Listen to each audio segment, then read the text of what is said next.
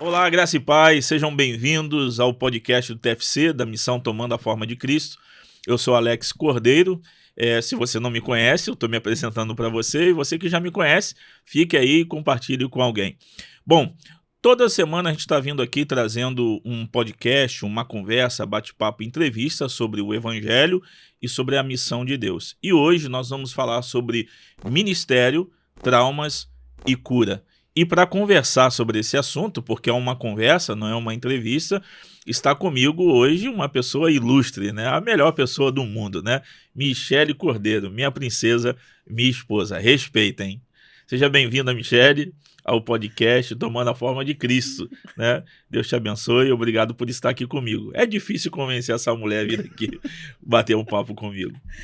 Bom, é sempre bom, né, a gente poder ter esse tempo, né, esse momento de conversa, onde a gente pode parar, refletir, pensar, analisar, aquilo que Deus também já nos ensinou, já fez em nossas vidas, e eu acho que é um tema muito importante, muito atual, muito propício, né, para a gente conversar sobre ele.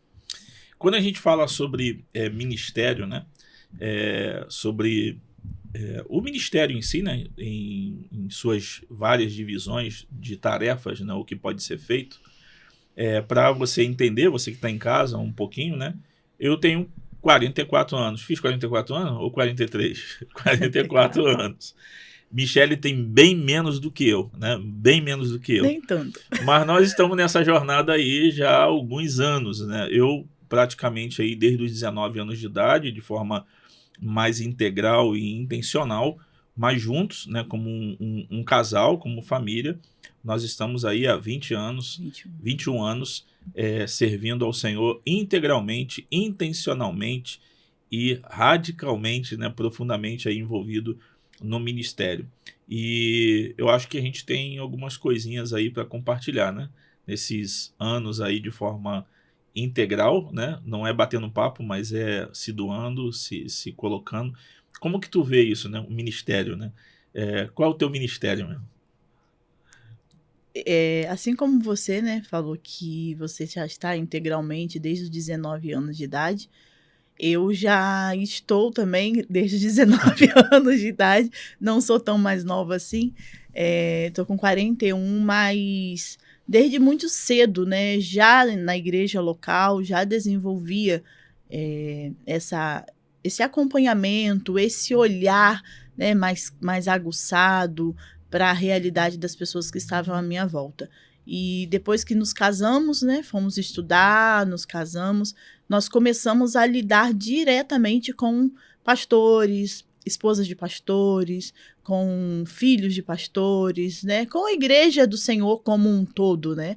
E o ministério eu vejo como um grande presente de Deus, né, um chamado de Deus primeiramente, mas é um presente de Deus, né. Quando Deus nos chama, nos capacita, nos dá autoridade, nos dá condições para exercer aquilo que Ele tem preparado, tem separado para cada um de nós. Só que muitas vezes nós achamos, né, que esse chamado ou essa capacitação que vem do alto para realizar algo, né, que Deus tem entregue em nossas mãos, a gente acha que nós, a partir desse momento, ou nós achamos ou as pessoas que estão ao nosso redor pensam, né, que nós nos tornamos super cristãos, super-homens, super-mulheres, e acabam por anular a nossa humanidade, né? Acaba por anular as nossas necessidades como seres humanos, como pessoas. Então, o ministério, ele é uma bênção, mas o ministério, assim como uma vida comum, como uma vida corriqueira, a nossa vida corriqueira, ele traz os seus traumas, traz as suas dores, as suas angústias, as suas preocupações. Nós temos, a maior parte do tempo, alegrias, vitórias, conquistas, mas também tem a parte, né, essa parte que precisa ser cuidada e precisa ter a atenção devida. A gente dá uma olhada assim para trás e conseguimos perceber que nós passamos por várias situações, né? Várias coisas complicadas, coisas sérias, né? E aqui eu quero que, né, você que está ouvindo a gente, tá nesse momento acompanhando, que a gente não vai falar aqui simplesmente de traumas porque alguém na igreja foi lá e destruiu, problema com líderes e tal, tudo isso envolve. Mas a gente vai falar sobre vários aspectos sobre traumas causados, né? Que são feridas. Traumas, né, são feridas no coração, são feridas na alma, são feridas causadas pela convivência, por conversas, por discussões, por traições, falsidade, tantas coisas que acontecem no meio da realidade da igreja, né? A igreja é um monte de pecadores debaixo do mesmo teto. Mas traumas também podem ser causados por coisas comuns do ministério, como sepultar uma criança, acompanhar um casal durante 10 anos da sua vida e eles simplesmente divorciam e botam a culpa no pastor, no líder. Essas coisas trazem também traumas, feridas profundas na vida e fazem, às vezes, o líder ministerial desistir da sua vocação ou desistir até das pessoas, né? Agora, quando a gente olha para isso e olha para essa realidade que você falou, sobre pessoas que chegam à liderança, eles acham que agora tem uma couraça sobre eles e que eles não vão sofrer nada. E deixam também transparecer para os outros, para os liderados, que ele é uma pessoa especial, de que ele é uma pessoa que está protegida de todos os males, né? E hoje a gente ouve líderes falando sobre depressão, sobre várias crises que tem, síndromes. Mas eu me lembro há um tempo atrás, se você olhasse para um pastor e falasse que ele tinha dor de cabeça, para um líder e falar, não, ele sofre com enxaqueca, era como se tu estivesse falando que ele era endemoniado. As pessoas tinham muita dificuldade com isso. Esses super-homens, esses super-líderes, a gente está falando sobre ministério, essas pessoas que vestiram essa couraça, muitos deles quebraram e estão em pedaços hoje, estão quebradas, estão arrebentadas de verdade, né? Traumatizadas com um monte de situações. A gente vê uma série de fatores, né, para chegar a essa realidade que você mencionou, né? Líderes quebrados, líderes feridos, líderes traumatizados, líderes que realmente abandonam o ministério porque não aguentam mais.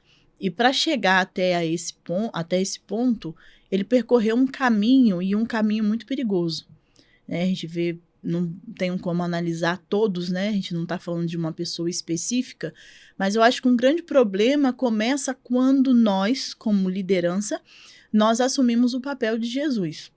Nós queremos ser o Deus da igreja. Porque o perfeito, o que não sofre, o poderoso, o que pode, todas as coisas é Jesus, nós não. Então, quando a gente assume esse lugar, e muitas vezes eu acho que não é feito com intenção, eu quero ser essa pessoa, mas a obrigação, as demandas vai levando esse líder a assumir essas posições, a assumir esse lugar, que depois ele não tem como sair, depois ele não tem como tirar essa visão, né, de que as pessoas olham para ele e vê, ele não chora, ele não erra, ele não peca, depois tirar isso é muito difícil, mas quando a gente assume o lugar de Jesus na igreja, quando a gente acha que nós somos os responsáveis por nutrir, por sustentar a igreja, por manter uma igreja de pé, e por isso eu não posso falhar, por isso eu não posso sofrer, primeiro que eu estou pecando, né? Primeiro que já é um pecado. E depois, ninguém consegue assumir esse lugar, porque o único que sustenta todas as coisas é Jesus, nós não. Nós precisamos ser sustentados por eles. Então, quando eu assumo esse lugar dele, é pesado demais. É pesado porque eu preciso manter isso, porque uma vez que eu assumir, eu preciso manter. E manter essa postura é caro, vai te custar muita coisa. Inclusive, vai custar a sua saúde mental. Inclusive, vai custar a sua saúde emocional. E a sua vida espiritual também vai custar. Você vai pagar um preço muito alto para poder estar nesse lugar, para manter esse lugar, por você não poder mostrar sua fragilidade, você não poder assumir o seu pecado, você não poder assumir que você é humano, tudo isso é muito pesado. Agora, para chegar a essa realidade inicial, né, que você mencionou, tem outros fatores, né? Tem outros fatores que não é o que nós estamos falando hoje, né? O orgulho, tem a idolatria do coração do homem, tem várias coisas que o evangelho precisa tratar, né? O evangelho ele precisa tratar não só da igreja, ele precisa tratar da liderança também, porque se eu não sou curada, se eu não tenho as minhas emoções em ordem, colocadas em ordem pelo evangelho, não é colocadas em ordem por mim, porque eu sou um ser desordenado, eu nunca vou conseguir colocar as minhas emoções em ordem, mas o evangelho pode fazer isso. Então, como liderança, eu preciso ir a Jesus, eu preciso ir às Escrituras para que as minhas emoções sejam colocadas em ordens, para que eu seja curada, e depois disso eu possa trabalhar com aqueles que estão precisando, trabalhar com aqueles que precisam de ajuda dentro do meu lugar de trabalho, né? Vamos assim dizer. Quando a gente vai conversando sobre esses assuntos, né? E eu vou lembrando de situações em que a gente vai sendo ferido, né? A gente, como líderes ministeriais, você que trabalha com pessoas, você que é um líder na igreja, pode ser um diácono, um presbítero, alguém que é da equipe de visita, quem serve a Deus, né? Quem realmente está a serviço do reino de Deus, cuidando de outras pessoas. E a gente começa com uma visão linda, maravilhosa, uma visão sobre o ministério. Quem é pregador, né, com um olhar assim romântico sobre o púlpito, um microfone, aqueles abraços e batidas nas costas dos que ouviram a mensagem. Mas eu sempre, quando alguém diz que é chamado para o ministério, eu costumo introduzir eles, quem está perto de mim, né? E eu conto todas as mazelas e dificuldades que o ministério tem, né? Então eu faço questão de deixar claro para eles de que um líder, um pastor, ele vai ser aquele que vai entrar em necrotérios para fazer reconhecimento de corpos. Ele é aquele que vai ter que ir numa delegacia, ele vai estar no meio de conflitos de casais onde ele pode ser agredido, ele vai estar em reuniões onde parece que existe um complô contra ele, né? E se ele tiver problema no coração com a sua imagem, com tudo isso, ele vai ter problemas com seus liderados. Ele vai ser caluniado, vão falar mentiras e vão tentar sustentar mentiras sobre ele. Você vai estar em lugares em que você vai ter imposições sobre você e que você vai ter que tomar decisões se você aceita ou não. Você vai ver muita injustiça, você vai ter que lidar com todas essas questões, você vai ter que se despedir de muita gente, você vai ter que mandar embora algumas pessoas, e tudo isso vai fragmentando a gente, vai tornando você numa pessoa que você às vezes olha para si mesmo e diz assim: rapaz, eu tô ficando duro, eu tô ficando enrijecido, o que está acontecendo comigo? Você vai ficar mais chorão, você vai sentir culpa pelo pecado dos outros, que você não tem nada a ver. Você vai proteger pessoas que depois elas vão te expor, e você tentou cuidar, você tentou ali aproximar, e tudo isso pode reverter, pode ser revertido em traumas, em feridas físicas, emocionais, que podem ser curadas, ou você vai carregar essas feridas a tua vida inteira.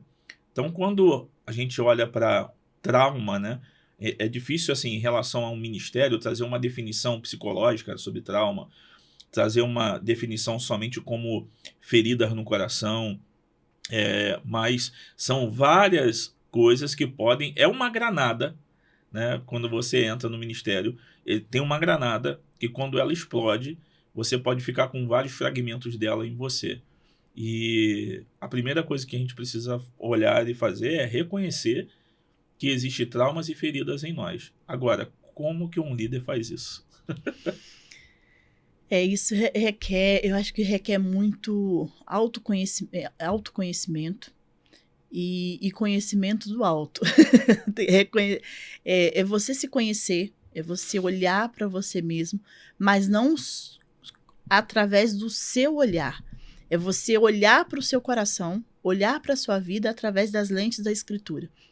Porque quando eu falo de olhar para mim mesma, né, me conhecer, nós não temos, a nossa capacidade de fazer isso, ela foi afetada pelo pecado. Então não vai ser perfeita. E às vezes a gente vai menosprezar aquilo que a gente está sentindo, ou a gente vai superestimar aquilo que a gente está sentindo, porque foi tudo afetado pelo pecado. Então não está na forma ordenada como deveria ser, mas existe a forma correta de olhar para o nosso coração. E, sem sombra de dúvida, a forma correta e perfeita e eficaz é através das lentes da Escritura. Então, quando eu olho para mim, quando eu olho para o meu coração, quando eu olho para as minhas emoções, através do que as Escrituras me diz, de quem eu sou, como eu devo estar, como anda o coração do homem, quando eu faço essa leitura, eu sou capaz de detectar no meu coração as minhas feridas. Algumas feridas são latentes, algumas feridas elas estão ali e você já sabe que elas estão, ou você vai decidir o que você vai fazer com elas, mas você sabe que ela tá ali. Tipo, você vê pela sua reação, você vê pela sua forma como você sente dor em demasiado em algumas circunstâncias. Quando isso acontece, tem que acender aquele sinalzinho, né? Tem alguma coisa errada aqui, alguma coisa não tá legal. Mas as piores são aquelas que estão bem lá no fundo, bem lá no profundo, que eu carrego comigo há anos e eu não sou capaz de resolver. Até porque a gente acha que a gente pode viver com aquilo. Só que eu costumo dizer, às vezes, assim, em conversas, é que quando eu não cuido, assim como uma ferida, né? Eu tenho algumas marcas no meu braço, né? De queimaduras de não panela. Não foi eu. De queimadura de panela, né? Quando eu olho pro meu braço, eu vejo essas cicatrizes, eu posso tocar nelas, eu não vou sentir nada. Eu não tô sentindo, mas eu olho para elas, eu sei o que aconteceu. Então, assim, quando a gente se conhece, a gente olha pro nosso coração, para as nossas emoções, a gente sabe o que aconteceu. A gente não pode passar por cima e eu preciso pedir ajuda, sabe? Eu preciso ir a um conselheiro, eu preciso ir a uma pessoa de confiança, a um pastor, talvez até um psicólogo, dependendo da situação que você está vivenciando.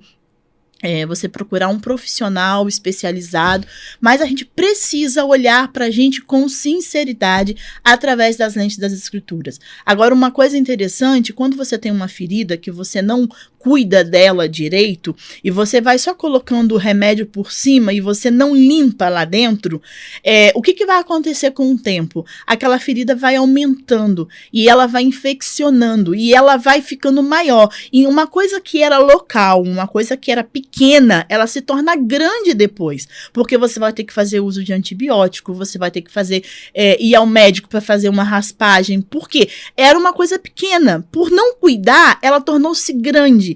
E é isso, as feridas na nossa alma, né, no nosso ministério, na nossa caminhada, quando a gente não cuida, quando a gente não dá a devida atenção a essas feridas, elas vão tornando-se grandes.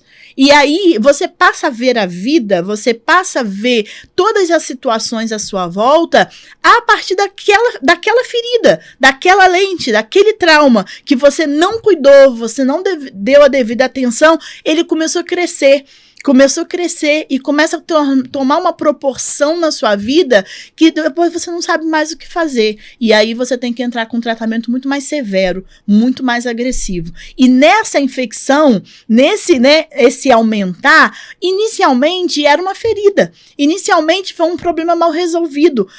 Inicialmente foi uma palavra maldita que chegou ao seu coração e te feriu. Só que com o passar do tempo, vai crescendo aquilo, e aí ali também começa a crescer o pecado junto.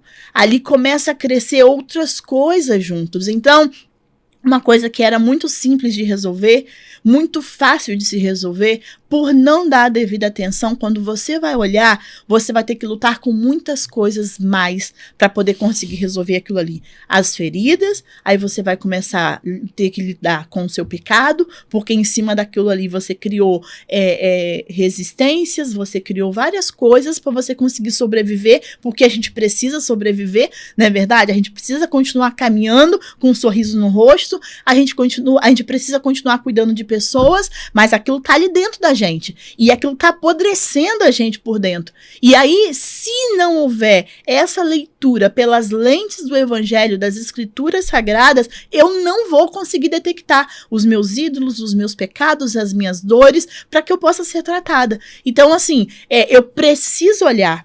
Eu preciso passar a revista no meu coração. A gente não pode viver como se nada tivesse acontecendo. Sempre. E às vezes, esse dia eu estava até comentando com a minha irmã, a gente estava numa conversa, até uma conversa de varrer quintal, né? Varrendo quintal e meditando, falando sobre um assunto. E eu estava falando com ela assim, às vezes a gente presta muita atenção nas nossas ações, mas a gente não presta atenção nas nossas reações.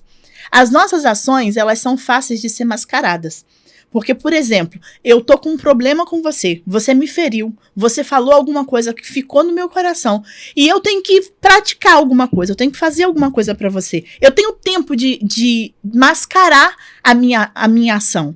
Eu posso estar muito chateada com você, e você chega pra mim e fala assim, você poderia fazer tal coisa pra mim? E eu digo assim, claro, eu posso fazer pra você sim, porque eu não quero ficar mal.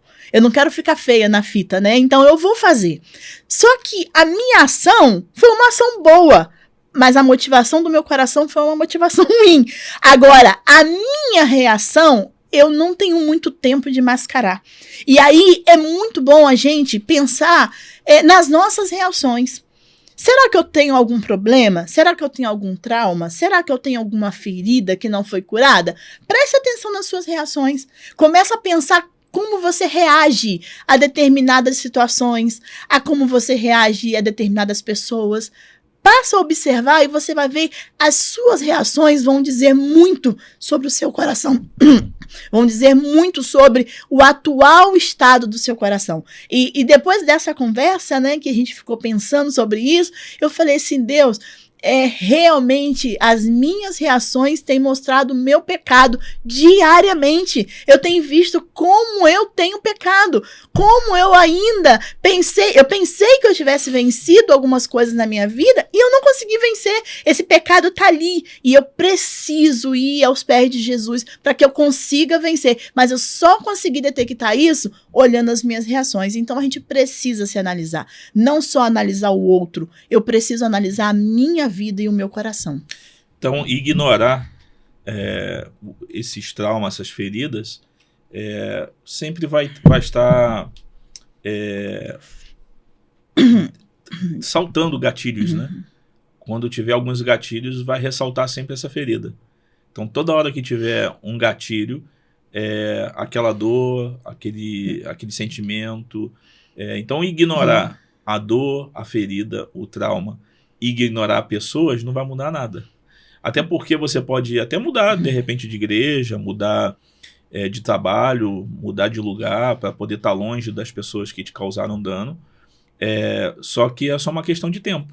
Porque no novo lugar vão ter novas pessoas. Quando a gente olha para a vida de José, né, a praticar o evangelho, praticar as escrituras, José agora é o governador do Egito, os seus irmãos voltam, e ele deixa claro para eles, olha, o mal, ele tem consciência, o mal que vocês fizeram, o dano que vocês causaram, o trauma que eu poderia ter e agora gerar uma vingança, tudo isso que vocês fizeram convergiu para a glória de Deus, né? Deus usou isso para que um propósito maior se cumprisse. É tão bom a gente olhar para trás e ver que pessoas ajudaram a gente a desenvolver o caráter de Cristo em nós.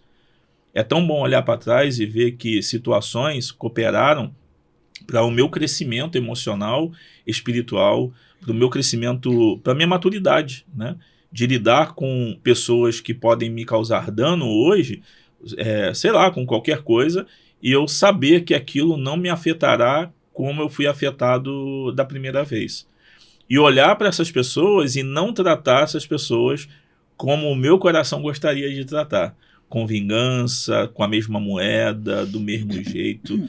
E, infelizmente, né, a gente poderia compartilhar aqui 1 milhão de exemplos, né? 1 milhão aqui é exagero mesmo, mas de pessoas que a gente convive, recebe, trata, cuida, aconselha, que estão presos nisso até hoje.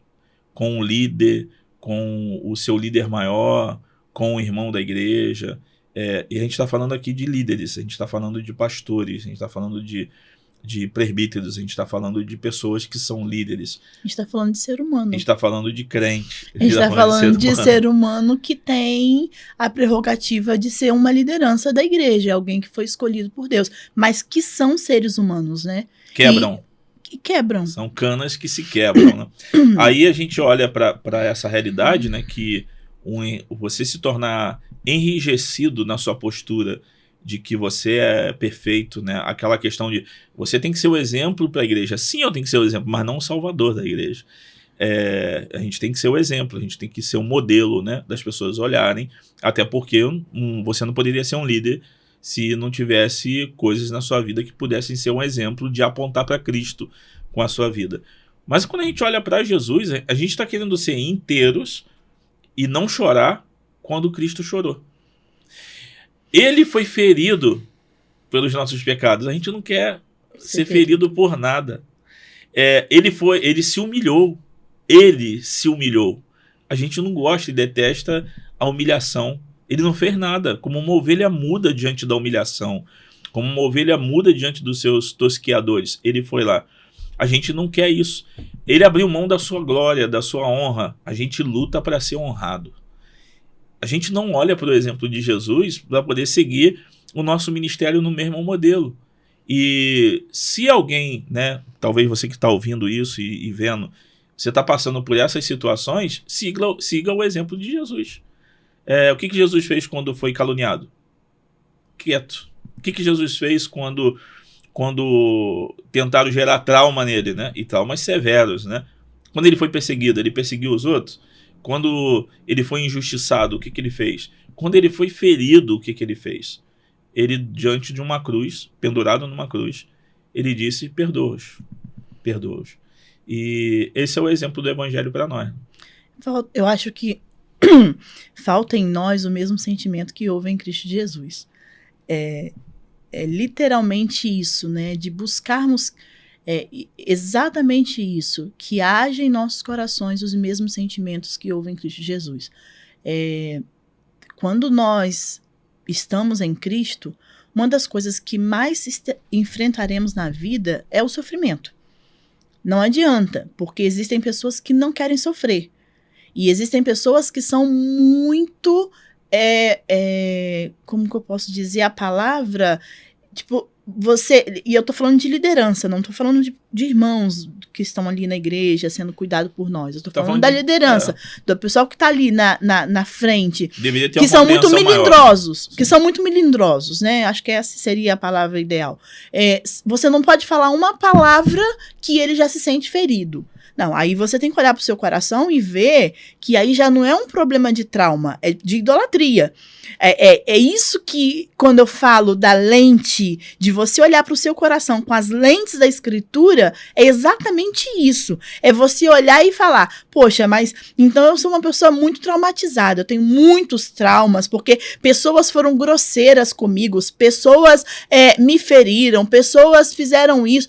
Nós estamos falando de traumas causados por situações extremas, ou por situações que nós não temos como de minimizar, vamos dizer assim. Por exemplo, chorar com os seus irmãos que perderam seus entes queridos. Isso são coisas que acontecem e é muito comum. Eu não estou falando de pecados, porque existem líderes que você não pode tocar nele, porque se você tocar nele, primeiro ele diz que você está tocando em Deus, né?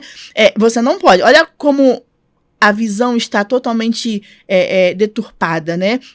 Então, eu tô falando a gente tá conversando aqui sobre pessoas que realmente foram feridas, sabe? O ministério marcou, mas o ministério de Jesus também foi marcado por isso. O ministério de Jesus, o seu triunfo foi a cruz. Então, assim, por que eu não poderia... O triunfo de hoje em dia é o cara ser arcebispo, anjo Gabriel... Por que se Jesus, o próprio Deus, se ele foi ferido, se ele foi magoado, se ele foi perseguido, se ele foi caluniado, injuriado, por que eu, porque eu não posso. Agora, se por um acaso eu não estou conseguindo lidar com essas coisas, há um convite de Jesus para nós. Ele diz assim, ó, vinde a mim. E ele sempre está nos chamando para ele. E ele sempre está... E o versículo de Mateus, né, que eu acho que é um dos versículos que eu mais uso na minha vida hoje, é exatamente esse. Vinde a mim. Você que está cansado, você que está sobrecarregado. E lá na frente ele fala assim, e aprendei de mim, que sou manso e humilde de coração, e encontrareis descanso para a vossa alma. Estou parafraseando aqui o versículo, mas é exatamente isso.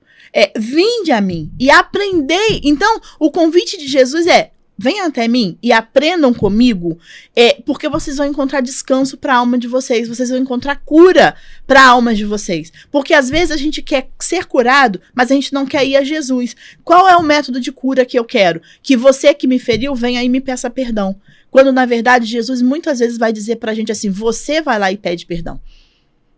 E às vezes a gente tá esperando que alguém venha nos pedir perdão para sermos curados. A gente tá esperando que alguém venha se retratar com a gente para que a gente se sinta, não, agora eu tô bem. Agora essa coisa que tá na minha garganta, sabe? Essa dor que estava dentro de mim, isso foi resolvido. Olha como a gente deve olhar para isso. O que o Evangelho diz a respeito disso? Isso não está falando de cura, de um trauma, de uma ferida da alma. Isso está falando de um pecado. Isso é um pecado. E a gente precisa reconhecer exatamente isso e fazer a distinção. Mas a gente só vai conseguir fazer essa distinção se a gente for até Jesus. A gente não tem como, por si só, fazer essa leitura. Nós não conseguimos fazer isso. Agora, se eu quero ter um ministério abençoado, se eu quero ter um ministério próspero, um ministério sarado, para que eu possa também curar outras pessoas, levar outras pessoas a Cristo, para que eu possa caminhar de forma saudável com outras pessoas, eu preciso ir até Jesus e aprender dele. E aprender de Jesus como lidar com todas essas coisas. Vamos lá no Sermão do Monte, como Jesus... Você quer saber como lidar com essas coisas? Com essas dores? Com esses traumas? Vamos no Sermão do Monte, vamos ver como que Jesus lida com essas coisas na prática, diariamente. Vamos aprender, estudar a vida de Jesus. Esses dias eu estava conversando com uma pessoa e a gente estava num aconselhamento e era uma situação que a gente não sabia o que fazer. E eu falei assim para ela, vamos estudar a vida de Jesus, então. Vamos aprender com Jesus o que Jesus fez. Vamos seguir os passos de Jesus, literal, sabe, assim, nos evangelhos. Vamos estudando pra gente aprender com ele o que a gente vai fazer. E é isso que a gente precisa fazer, é realmente ir até Jesus e não querer ser maior que ele. É ir até Jesus para querer ser curados por ele. Porque ele sim oferece cura para os nossos traumas, para as nossas feridas, para as nossas angústias. É em Jesus que nós encontraremos exatamente o que nós precisamos. E também aprenderemos como lidar com isso, que é oferecer perdão. Porque foi isso que Jesus fez, ele ofereceu perdão. E nós precisamos oferecer perdão. Porque se eu não faço isso, aquela ferida vai ficar dentro de mim, vai causar uma infecção. E quando eu perceber, eu vou estar no chão, quebrado, como você falou, por um problema que eu poderia ter sido resolvido. Porém, como eu não aprendi com Jesus, como eu não consegui perdoar. Gente, e se a gente diz assim, eu não estou conseguindo perdoar, isso não é vergonhoso. Vergonhoso é eu dizer, não, eu não tenho que perdoar ninguém. Isso que é errado. Mas dizer assim, olha, eu tô com um problema sério com meu irmão e eu não estou conseguindo resolver. O que a Bíblia manda a gente fazer? O que a Bíblia nos orienta a fazer sobre isso? Eu preciso pedir ajuda. Eu preciso chamar um irmão, chamar a minha liderança e eu preciso confessar e falar, eu estou com um problema com meu irmão e eu não consigo resolver. Então, aí a gente vai entrar já na parte de como ser curado, né? A gente tá falando aqui de certa forma, né? Os passos entre os traumas, processo, essa ferida que quando você coloca o dedo, você acha o ídolo, né?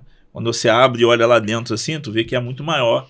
Muito mais profundo. Muito mais profundo. O dano causado também, às vezes, é muito mais profundo. Mas ter ajuda externa é primordial. Porque a gente tem dificuldade de ver as coisas. Eu vou falar de mim, né? Eu sempre fui muito elétrico. Agora eu acho que eu tô dando uma pausa. Tô ficando mais velhinho, então tô ficando mais tranquilo. Tenho pensado bastante, mas antes eu era de atividade, de muita atividade, de fazer as coisas, de botar a mão na massa. Então tinha muito problema em parar para poder olhar para mim e ver como que eu estava. Então, uma das primeiras coisas é você olhar com sinceridade para você mesmo. Falar, cara, de verdade eu tô bem. Olha como que eu estou tratando as coisas, olha como que eu trato as pessoas, olha como eu estou reagindo às coisas que acontecem de forma externa. Isso não é legal, eu já estou agindo como ímpio. Você pode se identificar às vezes de que suas reações já são reações ímpias, né? Reações contra Deus, reações que já começam a ofender a Deus e contra as escrituras sagradas.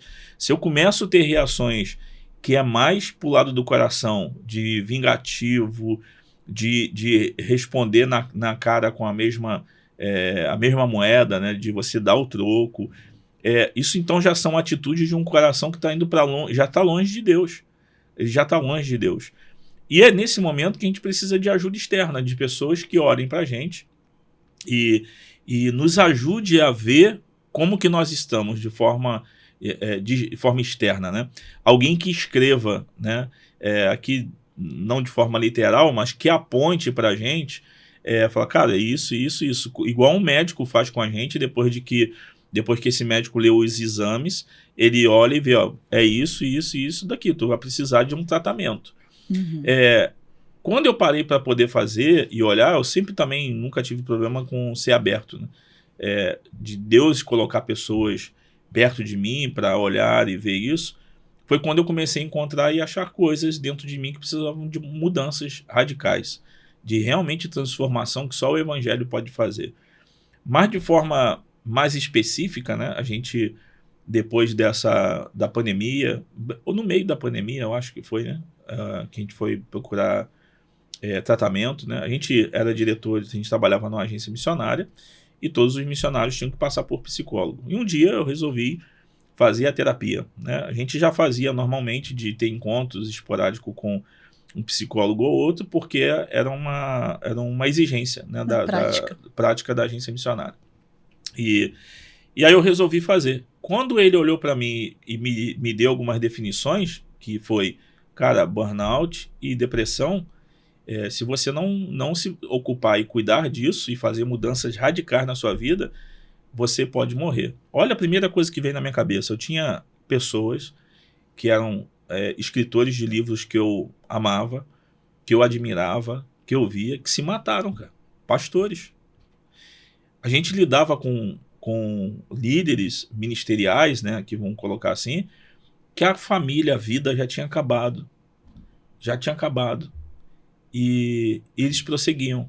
E eu pensei assim, cara, eu não vou continuar não. Porque a gente conviveu com o testemunho de pessoas que surtaram na rua, de que sofreram danos terríveis por olhar e falar assim, isso não é nada, né? E foi uma das melhores coisas que eu fiz, né, que nós fizemos na nossa vida, na nossa família, foi parar para ouvir aqueles que estavam me analisando de forma externa. E, infelizmente, cara, com muita tristeza, líderes têm um problema muito grande em ouvir os outros. Não tem ninguém do lado para poder apontar, né? Eu dou graças a Deus que aqueles que eu suportei, aguentei, aturei, se tornaram pastores do meu coração e sem medo nenhum de apontar meus pecados, que me deixava com muita raiva quando eles falavam, cara, você está agindo assim, isso daqui está errado. E eu queria automaticamente usar aquela grande pedra de poder chamada, rapaz, me respeita que eu sou pastor, né? Eu sou teu líder. Não é assim que se fala com teu líder. Você não aponta os pecados do seu líder. Você não aponta as fragilidades do seu líder. Graças a Deus por essa galera. E Deus nos deu um povo, jovens, que tem pastoreado a gente. Então, se você está vivendo sozinho, ou o líder começa a viver... Porque uma das coisas que acontece é o isolamento, né? Ele fica sozinho, não se expõe, não quer que as pessoas vejam. E a gente vê um monte de gente quebrada por isso. Eu lembro, sempre lembro com muito carinho, né? Da igreja do Itamaraty, lá em Petrópolis. E um dia era o seu aniversário, né? E estavam fazendo algumas homenagens e o nosso querido presbítero Marcelo As pessoas fazendo homenagem, falando, né, sobre o pastor, que era o aniversário dele, e o Marcelo usou uma das frases que aos olhos de muitos seria uma frase horrível. E já me pediram para não falar isso algumas vezes. Para algumas pessoas essa frase seria horrível, mas o presbítero foi tão feliz em falar, ele disse assim, eu não me lembro todas, né, porque minha memória não é tão boa assim, e ele disse assim, alguma coisa a respeito do Alex, e ele falou, esse é o pastor mais pecador que eu conheço. Quando o presbítero falou isso, ele é uma pessoa muito querida, e a gente não tem problema nenhum, né, com isso. Mas eu tenho certeza que muitas pessoas se incomodaram naquele momento. Ele estava me homenageando. Era um momento de homenagem. Quando ele disse, claro que depois, com a sabedoria dele, ele explicou o que ele quis dizer quando ele disse que o Alex era o pastor mais pecador que ele conhecia. Porque ele disse assim, agora com as minhas palavras traduzindo o que ele disse, ele é um pastor igual a gente. Porque ele fala dos pecados dele, ele fala das dificuldades dele, e por isso ele é o pastor mais pecador que eu conheço. Mas era porque realmente o Alex assumia diante da igreja, diante do púlpito, você assumia diante do púlpito da igreja as suas limitações, quando você não estava bem e essas coisas todas. Essa frase ficou muito no meu coração. Porque eu acho que é muito importante isso. Que a igreja te conheça. E que a igreja, pessoas de confiança, tenham acesso ao seu coração. Porque o nosso coração, primeiro, ele é uma fábrica de ídolos. O nosso coração, ele é enganoso. Porque a Bíblia diz que ele é enganoso. A gente não pode andar sozinho. A gente não pode ficar aguardando um monte de coisa aqui dentro sem que ninguém vasculhe. Sem que ninguém venha com uma lanterna e faça assim. E eu não tô falando ninguém além do Espírito Santo, porque ele faz isso. E a gente precisa orar para que o Senhor venha sondar o nosso coração, para ver se há algum caminho mau. Mas do nosso lado tem homens e mulheres de Deus que podem dizer pra gente com todo amor e sinceridade, você está errando nisso. Você está errado nessa postura. Você está pecando nisso. E isso é excesso. Isso é desleixo. Isso não se deve fazer. Isso é muito importante, porque é uma proteção que nós temos.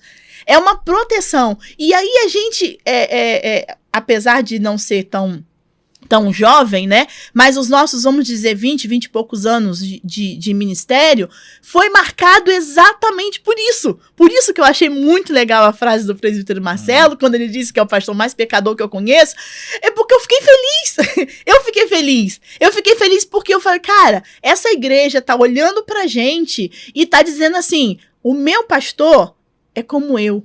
E se o meu pastor consegue, eu também consigo. Se o meu pastor consegue manter uma vida de oração quando ele não estava com vontade de orar, eu também vou conseguir. Se o meu pastor consegue vencer a vontade de pegar alguém na rua, de bater, de brigar, eu também vou conseguir. E eu acho que isso é viver o ministério de uma forma saudável. É você viver de uma forma saudável. Eu não estou dizendo que nós não tenhamos que ser exemplos, como liderança de igreja. A gente precisa manter uma vida de santidade, um padrão estabelecido pelo próprio Deus, mas a gente precisa ser humano. As pessoas que estão à nossa volta não podem ter medo de falar. Eles podem chegar até mim e falar assim, Michele, principalmente as meninas, né, que eu caminho mais, você tá errada nisso. Como isso é importante, porque às vezes a gente não tá vendo. Às vezes a gente tá cego com a realidade que a gente tá vivendo, tanta coisa que a gente tá fazendo, e cegado também pelo nosso orgulho, cegado pelos nossos pecados, porque a gente é assim, ser humano, infelizmente, nós temos que lutar com isso, e às vezes a gente não consegue enxergar. E aí vem alguém de fora e fala assim, com todo amor e carinho, e diz pra você, minha irmã, não faça isso. Você vai acabar com a sua família. Minha irmã, não faça isso. Você vai acabar com seu ministério. Isso é muito importante. E a gente precisa. E já não é nem uma questão, eu acho que no tempo que a gente vive, nós estamos tão acostumados a viver isoladamente, tão acostumados a viver, chorar sozinho, morrer sozinho, sei lá, sepultar sozinho, abrir mão sozinho, que a gente já não sabe lidar com isso. E aí seria um outro trabalho, de aprender a lidar com alguém apontando os nossos erros, porque isso é desconfortável.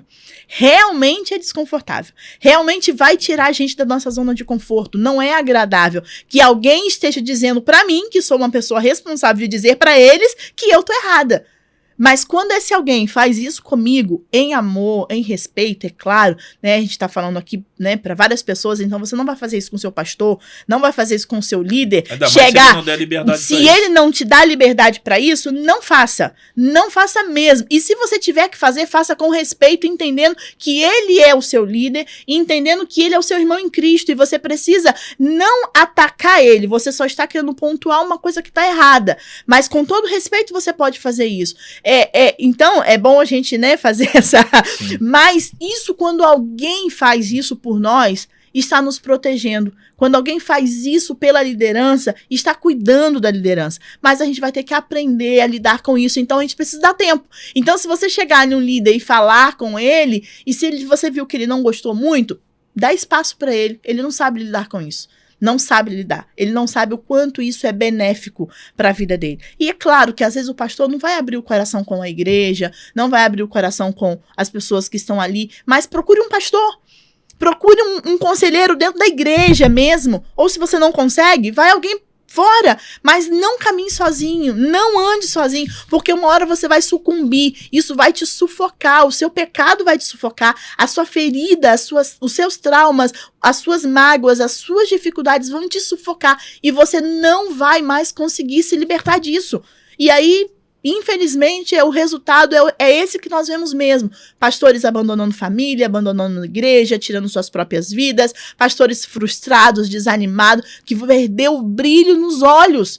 Que você chega perto dele, você Alegria conversa, não tem alegria no ministério, só tá no ministério porque o ministério é recompensador, é status, dá dinheiro, menos porque ele tá cumprindo a missão que Jesus deu a ele. Então, não caminhe sozinho. Bom, você que é um líder ou está iniciando sua caminhada e quiser caminhar conosco, a gente pode te ajudar de duas formas, né? Uma vai ter um link aí na descrição do vídeo, você pode entrar no grupo de mentoria ministerial. Lá eu compartilho situações, textos, áudio sobre o ministério. E outra a gente está à tua disposição se você quiser fazer algumas sessões de mentoria e de acompanhamento, né? Isso depois tu pode fazer contato com a gente sobre a questão de cuidar, né, e de entender e ver. Às vezes o que mais precisamos é alguém relembrando para a gente o evangelho. Você quando fala com alguém, não é você simplesmente ir lá fazer uma acusação contra o erro, o pecado, às vezes, do líder. Primeiro você tem que ganhar a confiança dele. Porque também acontece de muita gente que se aproxima às vezes do líder para bajular, querendo alguma coisa. Então, às vezes, já fica cheio de reservas. Ou de forma grosseira, para ofender mesmo. Ou você pode abrir, ser vulnerável àquela pessoa e ela te expor, né?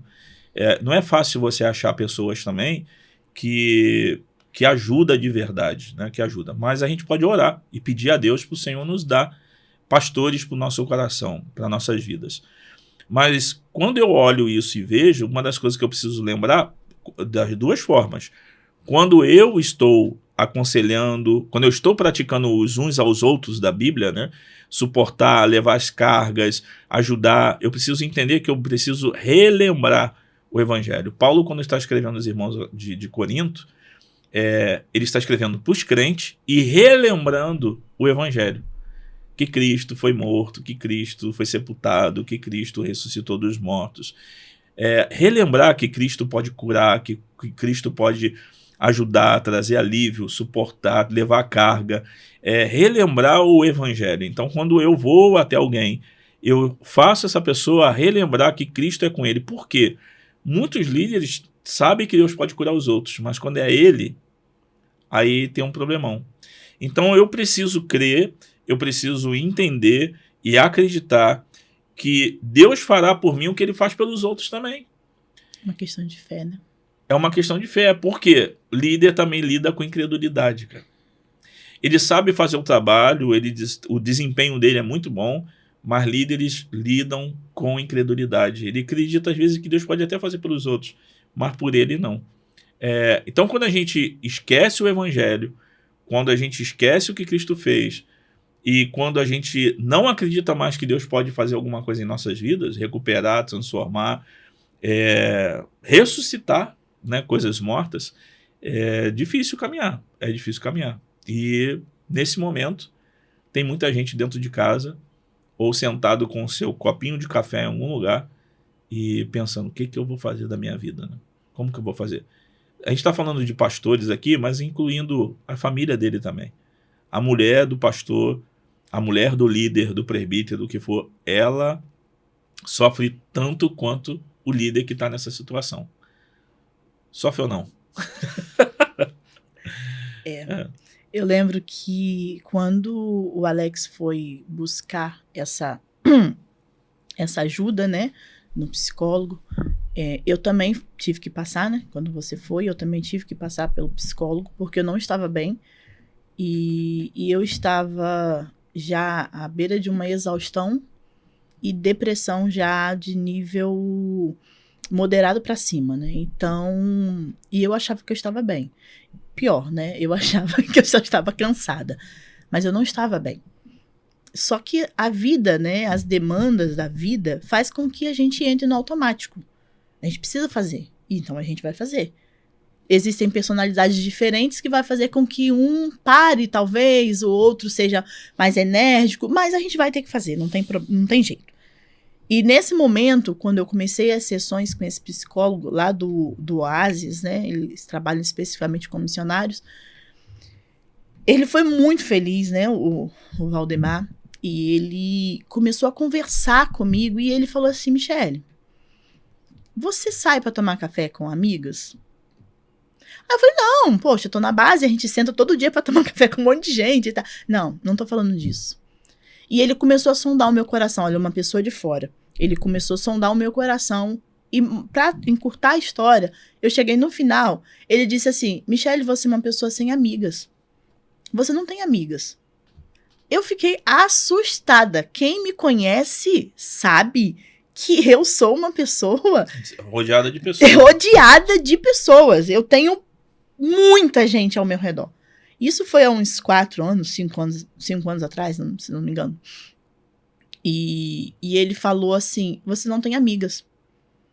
E aí ele começou a fazer definições, né? Você precisa de amigas para ir ao shopping, você precisa de um número de amigas para fazer determinadas coisas, mas você precisa ter aquele círculo mais íntimo.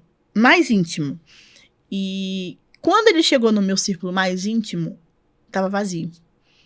Para mim, isso foi uma coisa assim, foi uma descoberta muito triste. Porque eu percebi que eu lidava com as pessoas, eu cuidava das pessoas, eu estava sempre à disposição das pessoas, mas eu não tinha ninguém à minha disposição. Não porque não quisessem, não porque não houvesse pessoas que estavam dispostas, era porque eu mesma não permitia que pessoas chegassem no meu coração. E aí nós começamos com um trabalho. Todas as vezes que a gente se reunia, tinha sessões, ele dizia, no final da sessão, ele dizia, vamos orar. E você vai orar e pedir a Deus uma amiga. E foi uma coisa muito importante para mim. Porque eu tô falando isso porque isso é a vida de muitas mulheres de pastores. Essa é a vida de muitas esposas de presbíteros. Essa é a vida de muitas esposas de líderes da igreja ou de líderes da igreja. Essa é a vida. A gente tem muitas pessoas ao nosso redor, mas ao mesmo tempo nós estamos sozinhos. E quando eu detectei isso, eu comecei a orar. E pela orientação dele, claro. Senhor, eu quero uma amiga. Eu preciso de uma amiga pra... Eu quero poder... E foi uma oração egoísta mesmo, sabe? Porque a minha vida toda eu cuidei dos outros. Então agora eu queria pra mim. E eu falei, Senhor, eu preciso de uma amiga pra eu desabafar meu coração. Eu preciso abrir meu coração. Eu preciso confessar meus pecados. Eu preciso dessa pessoa. E eu comecei a orar. E orar. De repente apareceu na minha vida uma pessoa. Do nada, que até hoje eu brinco pra ela e eu falo, eu não sei de onde você apareceu. A Cris. Eu falo, Cris, eu não sei de onde você surgiu. Você apareceu na minha vida, ela e o pastor Daniel, né? E você surgiu na minha vida. E Cris foi na minha vida essa pessoa. Ela foi terapêutica pra mim. Foi terapêutica. Deus me deu uma pessoa, uma amiga terapêutica, porque com ela eu conversava, com ela eu abria o meu coração, era só ela falar assim, ei Florzinha, tudo bem? Eu já abria o coração e eu falava, eu não tinha reservas. Então isso é muito importante. Isso aconteceu comigo. Depois disso, Deus começou a trabalhar na minha vida de uma forma muito especial. Ele começou a trazer mulheres que caminham comigo até hoje. Eu tenho duas irmãs que não fazem parte do meu círculo comum, da minha vida diária, igreja. Elas são de outras igrejas, tem gente de outro estado. E essas mulheres, Deus também usou para cuidar do meu coração. São esposas de pastores que caminham comigo, que cuidam de mim, que oram por mim, que me escutam, que me auxiliam. E hoje eu não sou mais essa pessoa que tem que lutar com as minhas dificuldades, com os meus traumas, com os meus medos, com as minhas angústias sozinhas. Porque quando eu preciso, eu sei que eu posso ir. Não que eu não tivesse antes, mas é que a gente, na posição de liderança, a gente se coloca numa posição que não nos permite ter. A gente só quer oferecer. Quando, na verdade, nós precisamos ter para poder oferecer. Como que eu vou oferecer algo se eu não sei viver isso, se eu não sei receber isso? Então, assim, é muito importante que essas famílias, elas entendam, principalmente essas mulheres, entendam, você não pode ficar sozinha. Porque, assim, e agora é uma fala como mulher e esposa de pastor. Eu não sei vocês, mas pelo menos eu sou assim. Você quer me ferir? Fira meu marido e fira meus filhos. Se você falar mal de mim, brigar comigo, eu não tô nem aí, porque pra mim não vai fazer diferença nenhuma. Eu posso ficar chateada um pouquinho, mas daqui a pouco eu vou resolver em Jesus, eu resolvo isso. Agora, se falar mal do meu marido, se tocar no meu marido ou tocar nos meus filhos, tocou no meu coração. E aí, como uma esposa de pastor, a gente tem as nossas cargas pessoais, que a gente enfrenta no ministério. Esposa de liderança, a mesma coisa. A gente tem as nossas cargas, as nossas questões pessoais, e a gente ainda tem as questões do nosso marido, que sofre tudo aquilo que o Alex falou no início, né? As injúrias, e tantas coisas mais. E agora tu imagina como fica o coração dessa mulher. Como fica? A ponto de explodir.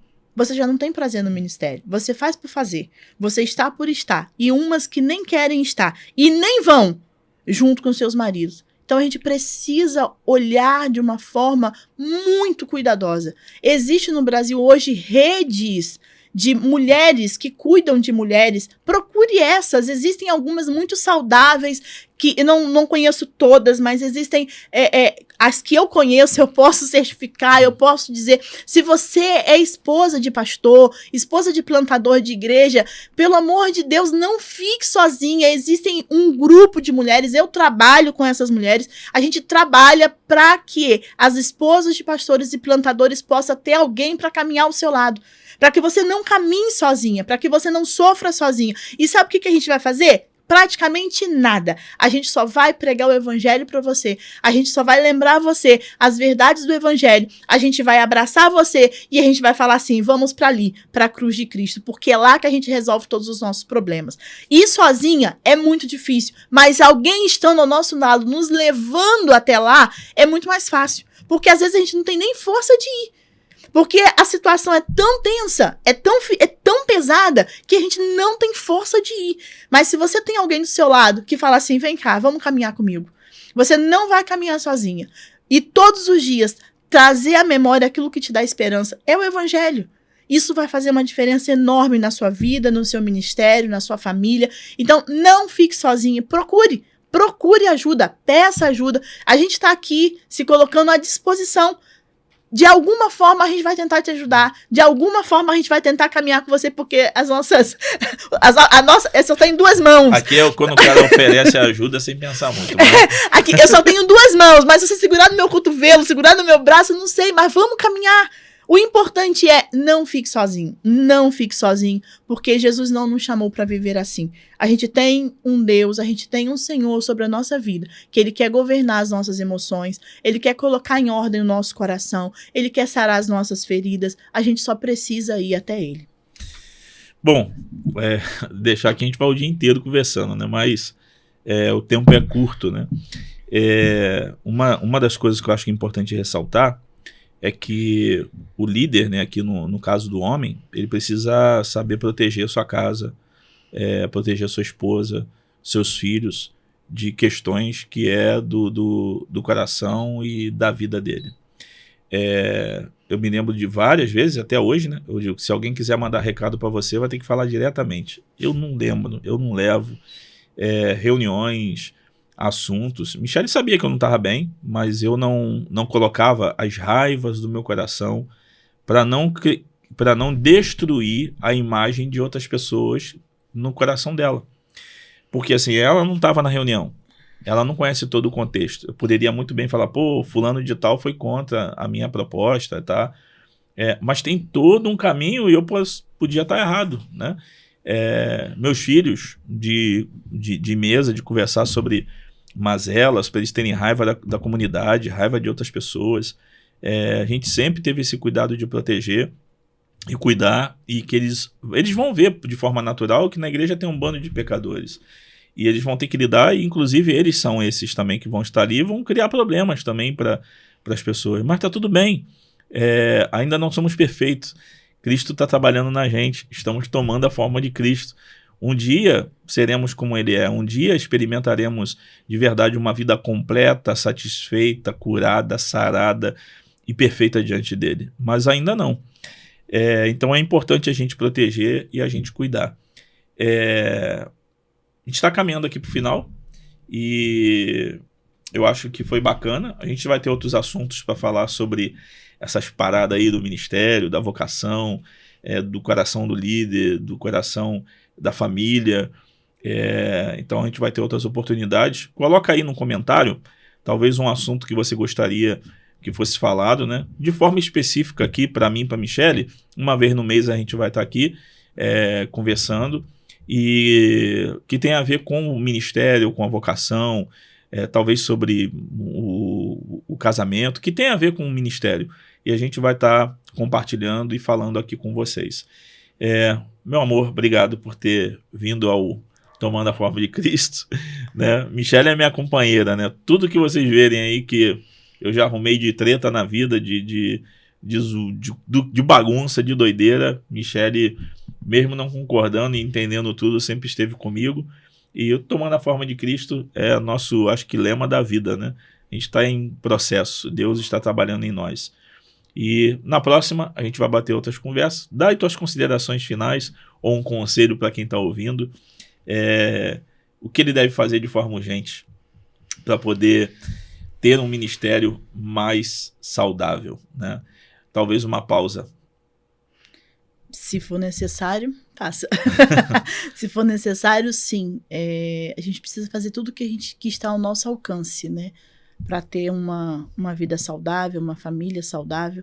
E eu não estou dizendo que o ministério é uma coisa descartável, que, não estou legal, vou parar por aqui. Não estou falando isso, porque o ministério é uma coisa muito séria. Mas se eu também não estiver bem, eu não vou conseguir levar a cabo aquilo que eu preciso fazer. Então, eu preciso olhar para o ministério, eu preciso olhar para a igreja, eu preciso olhar para as pessoas que Deus tem me dado, mas eu também preciso olhar para mim. E lembre-se, quem tinha que morrer pela igreja já morreu, que foi Jesus. Eu não tenho que morrer, eu só tenho que cuidar. Então, se eu não estou bem, se minha família não está bem, se eu, como pessoa, como líder, pessoa responsável, eu não conheço a sua comunidade, eu não conheço onde você está inserido, pelo menos na nossa comunidade, né, na nossa igreja. Se você não está bem, você tem a abertura de chegar e dizer, eu não estou bem. Eu preciso de um tempo. Eu preciso ser cuidado. Eu não posso caminhar sozinho agora, não estou legal, e por isso e esse motivo. Então, seja sincero com você, seja sincero com a sua liderança e confie. Descanse no Senhor. Às vezes a gente fica pensando, mas se eu tiver que parar, frear, diminuir, o que vai acontecer com a igreja? O que vai acontecer com a minha família? O que vai acontecer com meus liderados? Né? A gente sempre está pensando nisso. Lembre-se, essas ovelhas são ovelhas de Jesus. Elas não são nossas ovelhas. Elas são ovelhas de Jesus. Se eu parar, se eu morrer hoje, Jesus não vai deixar essas ovelhas desamparadas. Jesus vai continuar pastoreando e vai trazer pastores segundo o coração dele para pastorear essas pessoas. Então nós não somos insubstituíveis. Nós não somos insubstituíveis. O Senhor nos chamou, realmente nos colocou ali. Louvado seja Deus por isso, por esse grande privilégio. Mas não somos insubstituíveis. Então, se não estou bem, se o meu coração precisa ser curado, eu preciso procurar alguém para me ajudar, eu preciso procurar alguém para caminhar comigo. Tem situações que você vai precisar de uma ajuda de profissional. Vá ao profissional, porque são pessoas que Deus tem capacitado também para fazer isso. Claro, profissionais, né? Existe um parâmetro, né? Um padrão para a gente escolher esses profissionais. Mas não fique pensando que é brincadeira. Os sinais estão aí. Observe as suas reações. Observe como você tem lidado com a vida, tem lidado com o ministério, como você tem lidado com a sua família, com as pessoas. Observe tudo isso. Vê se está tudo bem. Peça ao Senhor, Senhor, som do meu coração. Vê se está tudo certinho aqui, Deus. Para que a gente possa caminhar tranquilo e para que a gente possa continuar levando pessoas até Cristo Jesus. E indo, primeiramente, né, até Cristo Jesus. Indo até Ele e levando cada vez mais pessoas aos pés de Jesus. Levando para que pessoas também sejam curadas, para que pessoas também sejam alcançadas por esse amor que nos alcançou. Então, vale a pena a gente parar de vez em quando na nossa vida e analisar como está o nosso coração, analisar as nossas emoções. Mas lembre-se, não analisar através dos seus conceitos, através da lente das Escrituras. É olhar para as Escrituras e olhar para o nosso coração.